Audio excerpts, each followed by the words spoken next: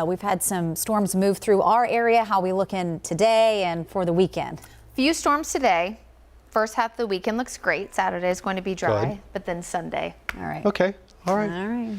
That's the easiest way to put it. There you go. Big thumbs down. But I think that after such a wet week, tomorrow being dry will just be a nice little change for a lot of folks. So as you see right now, yes, something we haven't seen in a little bit, right? The blue sky, the sun peeking through. A lot of beautiful conditions here from Kannapolis, Monroe, Dallas. I know after this morning you're thinking, oh, we're good to go. Well, not necessarily. We did have that first round earlier this morning, and man, did it pack a punch, especially between about 4 to 6 a.m.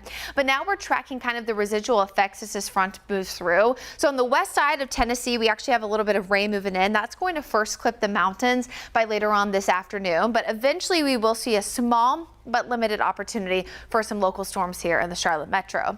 So here we are by 3 o'clock. Again, you see some of that scattered activity. Notice some heavy rain at times, some pockets of really heavy rain, frequent lightning, and even gusty winds. They're going to be less noticeable here across the Charlotte metro, but we will see a few. I do think a lot of the storm activity is going to stay pretty much northern Mecklenburg County north. So pretty much I would say I-85, kind of the dividing line here.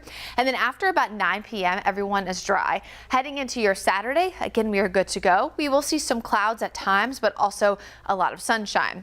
So with some of these afternoon thunderstorms, especially for areas north up toward the mountains and foothills, you can expect gusty winds, some localized flooding, and even the chance for some small hail. But we're talking hail about a quarter sized, nothing near tennis ball size, like what Florida was dealing with just a few days ago. So if you have outdoor plans this evening, Knights have a double header because of their game yesterday was postponed due to rain.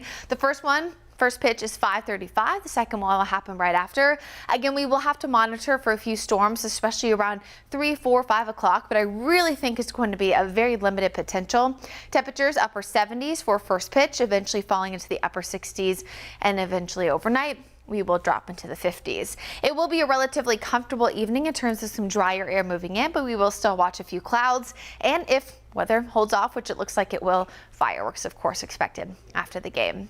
Tomorrow, a different story. It literally will feel like we have been transformed into a different world based on 60s, clouds and rain earlier this week. We're talking 81. At times we will be mostly sunny, but on average, we're partly to mostly cloudy by the second half of the day, especially, and we're warming up.